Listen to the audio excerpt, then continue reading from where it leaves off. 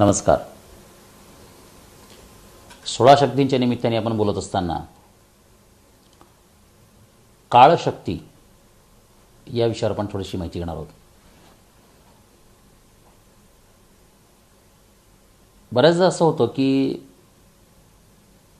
नेते लोक मला सांगतात की यावेळेस काही आपल्याला निवडणूक लढवायची नाही आहे, कारण काळ काही आपल्याला अनुकूल नाही आहे. किंवा काही नेते असं म्हणतात, नाही ना, आता आपल्याला काळ अनुकूल आहे, आपल्याला निवडणूक लढवायची आहे. म्हणजे बघा, आता सध्या महाराष्ट्राचं वातावरण जर बघितलं तर काँग्रेस पक्षाकडे इच्छुकांची गर्दी खूप आहे. कारण त्यांना असं वाटतं की काँग्रेस पक्षाला काळ अनुकूल आहे. 99 साली राष्ट्रवादीला निवडणुकीसाठी उमेदवार शोधताना दमछाक झाली, कारण लोकांना असं वाटलं की घड्याचिन्ह अजून तेवढंसं पुरेसं हे नाही आहे आणि ते फटाफट झालेली आहे तेवढं, आणि त्यांना काळ अनुकूल नाही असं त्यांना वाटत होतं. 2004 साली राष्ट्रवादीकडे गर्दी होती खूप. 90 आणि 95 शिवसेना भाजपकडे गर्दी होती उमेदवारांची. तर लोकांचा हा एक ह्याच्यात फॅक्टर असतो की ह्या पक्षाला काळ अनुकूल आहे, आपण इथे जाऊन आपण संधी घेतली पाहिजे आणि आपण निवडून आलं पाहिजे, की आपल्याला संधी जास्ती आहे. तर काळाचा संबंध किंवा काळाच्या शक्तीचा आणि निवडणूक यशाचा संबंध असतो का? तर 100% असतो. आता काळशक्ती म्हणजे ज्याला आपण विज्ञानामध्ये टाईम म्हणतो किंवा आपण डे टू डे टाईम किंवा कॅलेंडर म्हणतो, ती नव्हे. किंबहुना विज्ञानातली संकल्पना टाईमची आणि वैदिक किंवा ज्याला पारंपरिक काळशक्तीची कल्पना ही भिन्न आहे. आता काळ हा जसा सलग आहे तसा तो मानवी जीवनावर जो परिणाम करतो तो मात्र सायक्लिकल पद्धतीने करतो. म्हणजे आता तुम्ही जर बघितलं की भरती ओहोटी, कृष्ण पक्ष शुक्ल पक्ष, 90 दिवसाला सीझन बदलतो, पृथ्वीच्या स्वतःभोवती फिरणं, हे कालावधी आहेत, म्हणजे हे काळशक्तीचे पुरावे आहेत. म्हणजे एखाद्या माणसाला काळ अनुकूल नाही आहे. आता काळशक्ती ही माणसाच्या आवाक्यातली गोष्ट नाही आहे. काळशक्ती आपल्याला अनुकूल करता येत नाही, आपण काळाला आपण सुसंगत अनुकूल करू शकतो. निसर्गामध्ये एक महत्त्वाचा भाग लक्षात घ्या की निसर्गाचे नियम तुम्ही बदलू शकत नाही.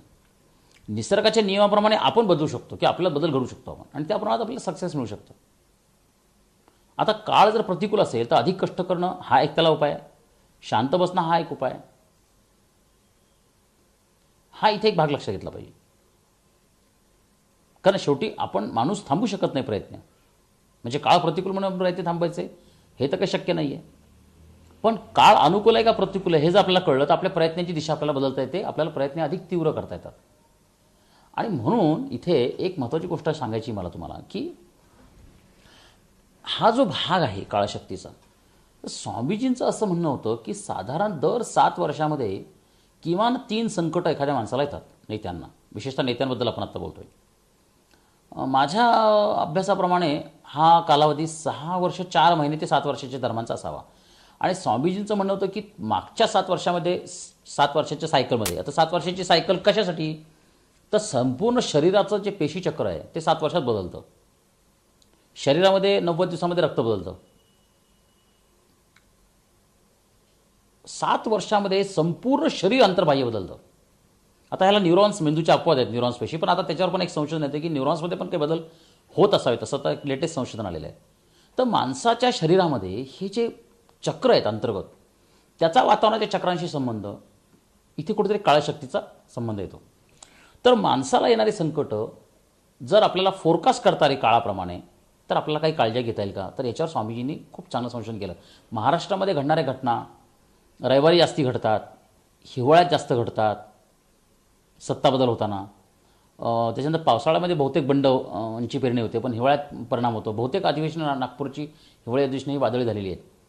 ह्याच्यावरचा डेटा त्यांनी दिलेला आहे. कृष्ण पक्षात जास्ती घटना घडतात, शुक्ल पक्षात कमी घडतात, हे पण त्यांनी दिलेलं आहे. तर काळाशी संबंधित शक्ती असते. आता माणसाचं मन हे काळ आणि स्थळाच्या पलीकडे जाऊ शकतं, हे बरोबर आहे.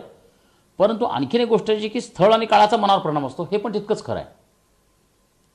आता निवडणुकीमध्ये मला बरेच लोक विचारतात की अहो, आम्हाला ही निवडणूक आता ही 13 तारीख आहे, शुभ आहे का अशुभ आहे, किंवा ही तारीख अमुक योग्य आहे का, किंवा हा काळ बरोबर आहे का, किंवा आता पितृपक्ष आहे, संकल्प करावा का. तर एक मी तुम्हाला सांगतो की मनाची एक विलक्षण ताकद अशी आहे की ती काळशक्तीशी जुळून घेऊ शकते, जुळवणूक करू शकते. त्याच्यामुळे तुम्हाला एखादी गोष्ट प्रतिकूल जरी असली तरी तुम्ही ते अनुकूल करून घेण्यासाठी स्वतःला बदल करू शकता. हा एक भाग यातला आहे. दुसरा भाग असा आहे की मागच्या 7 वर्षातला आपला अनुभव काय आहे, त्याच्याशी आपल्याला पुढच्या 7 वर्षात काय अनुभव होणार आहे ह्याचा काही अंदाज आपल्याला बांधता येतो. म्हणजे मी तुम्हाला एक सांगतो साधारण उदाहरण की मागच्या 7 वर्षामध्ये आरोग्य, अपघात आणि अपमान या 3 पैकी तुम्हाला जर संकट आले असतील तर तुम्हाला इथे संपत्ती आणि राजकीय यश मिळण्याची शक्यता जास्ती आहे. मागच्या 7 वर्षात तुम्हाला सत्ताहानी झाली असेल तर तुम्हाला इथे सन्मान मिळण्याची शक्यता आहे. म्हणजे सुखदुःखाचा संबंध काळशक्तीशी कसा लक्षात घ्या. 5 प्रकारचे धक्के बसतात आणि 5 प्रकारचे त्याला धक्क्यांची प्रतिक्रिया निर्माण होते. तर तुम्हाला एक जर धक्का बसला असेल तर त्याचा कुठेतरी तुम्हाला रिटर्न मिळतो. की मागच्या 7 वर्षामध्ये 5 पैकी कोणती दुःख तुम्हाला आली तर ती दुःख रिपीट होण्याची शक्यता कमी आहे. आता ह्याच्यात आणखीन एक उपभाग असा आहे की दुःखाचं कारण हे तुम्ही बदलू शकत नाही, पण दुःखाचा पर्याय तुम्ही बदलू शकता. मानवी मनाचं एक वैशिष्ट्य हे लक्षात घ्या. स्वामीजींनी भाग्य पुस्तकात फार छान दिलं आहे की मला एखादं दुःख निवडता पण येतं, दुःख बदलता येतं. म्हणजे एखाद्या नेत्याला आरोग्य बिघडलं असेल किंवा त्याचं आरोग्य बिघडणार असेल तर तो सत्ता घेऊन ते आरोग्य बिघडू देईल. म्हणजे मी निवडणुकीत बऱ्याचदा काय होतं, राजकीय नेत्यांचं असं होतं की त्यांना असं वाटतं निवडणुकीत जय मिळालं म्हणजे सगळंच सुख मिळणार आहे मला. हे असं होत नाही. तो आजारी पडतो, त्याला त्याच्या मुलाची किंमत चुकावी लागते, आरोग्य चुकावं लागतं, सत्ता अपमान होतो, अचानक एखादी केस काहीतरी बाहेर येते, न्यायालयात केस होते. म्हणजे सत्ता मिळाली म्हणजे सगळं सुख मिळालं हा जो एक फार मोठा भ्रम आहे तो इथे काळशक्तीशी आपण जोडला पाहिजे. काही काळामध्ये तुम्हाला त्याची किंमत चुकावीच लागते टप्प्याटप्प्याने. तर काळशक्ती हा जो काही प्रकार आहे त्याच्यामध्ये तुम्ही एक सगळ्यात मूलभूत संकल्पना अशी लक्षात घ्या की कोणती संकटं मागच्या 7 वर्षात आली, त्याच्या अगोदर कोणती आली आणि ती कशी रिपीट होत गेली. तर तुम्हाला स्वतःचा एक अंदाज बांधता येईल की मला हे संकट आलं. काही तर असे लोक मला दिसलेले आहेत की त्यांना 1 वर्षाआड एक संकट येतं. म्हणजे माझा एक मित्र तर होता, त्याला तर दर 1 वर्षांनी तोटा व्हायचा आर्थिक, आणि त्यांनी मला ते दाखवलंच हिशोब करून सगळा. 12 वर्षाचा हिशोब त्यांनी काढला होता. दर 11 वर्षांनी 7 ते 11 वर्षांनी सूर्यावर वादळं होतात, सूर्यावर महाप्रचंड वादळं होतात, त्याचा मानवी जीवनावर परिणाम होतो. आता हे शास्त्रज्ञांनी सिद्ध केलेलं आहे. तर दर 11 वर्षांनी माणसाच्या भविष्यावर त्या कालावधीनंतर परिणाम होतो. म्हणजे काळशक्ती अनुकूल किंवा प्रतिकूल होते. आणि पृथ्वीवर पण वादळं निर्माण होतात. ही वादळं म्हणजे आपली नॉर्मल वादळं नसतात, ती विद्युत चुंबकीय वादळं असतात. मोठे मोठे स्फोट होतात सूर्यावर. तर हे सुद्धा एक भाग आहे. तर ह्याच्यामध्ये असं आहे की तुम्ही तुमच्याबद्दल एक स्वतःचा ताळा असा पडताळा असा घ्या की मागचे अनुभव, आताचे अनुभव आणि शक्यता काय आहे. तर तुम्हाला जर असं तुमची खात्री पटली की मला आत्ता सत्ता हवी आहे, मला जिंकायचं आहे, मला मंत्री व्हायचं आहे, मला निवडून यायचं आहे, तर तुमचं मन त्या दिशेने काळाशी सुसंगत जुळवून करून घेऊ शकतं. आणि तशी जर जुळवणूक तुम्हाला करता आली तर तुम्हाला निवडणुकीत यश मिळू शकतं. कृपा करून इथे एक गोष्ट लक्षात घ्या की कुठलाही काळ अनुकूल आहे, प्रतिकूल आहे, अंधश्रद्धा आहे, आता तुम्ही जिंकणारच नाही, ह्या मनाच्या धारणा अजिबात करून घेऊ नका. प्रयत्नवादाला नेहमी चान्स आहे ह्याच्यामध्ये.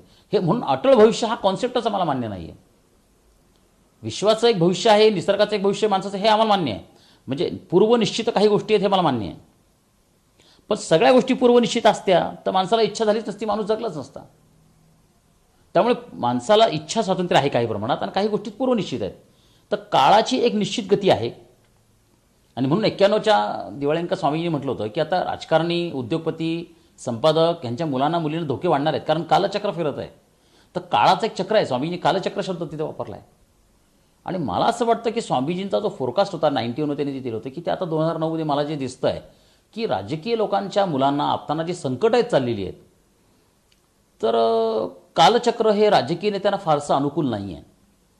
तर राजकीय नेत्यांनी आता बदलत्या परिस्थितीशी जुळून घेणं योग्य आहे. आणि म्हणून या निमित्ताने मला एक गोष्ट अशी सांगावीशी वाटते की केवळ आश्वासनं देऊन किंवा भाषणं देण्यापेक्षा सुद्धा एक चांगला प्रोजेक्ट,